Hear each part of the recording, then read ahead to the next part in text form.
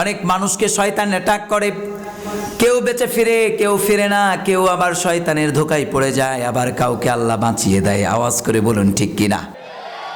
তিন ধরনের স্টাইলে শয়তান এসে ধোকা দেয়। এক নম্বরে এসে বলে, ইদা নাসিতা জামরান, তুমি যেই পাপ করেছো এই পাপ তো কত মানুষ করে, কতই না ব্যক্তি করে, কোনো সমস্যা নাই, তুমি চালিয়ে যাও। আর মানুষ চালাতে থাকে, যখনই চালাতে থাকে সে শয়তানের ধোকায় পড়ে যায়।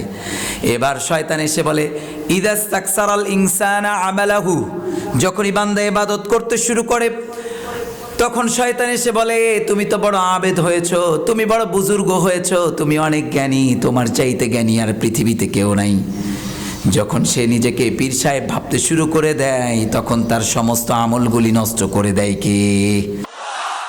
এরপরে তিন নাম্বার ধোকা দেয়, ইদা আজাবাল ইনসানু বিরিইহি, শয়তান এসে বলে, তুমি তো সাধারণ মানুষ নও, তুমি হলে অসাধারণ মানুষ। নিজেকে বড় ভাবতে শুরু করে, যখনই অহংকার নিয়ে নিজেকে তাকব্বরির সঙ্গে চলতে শুরু করে দেয়।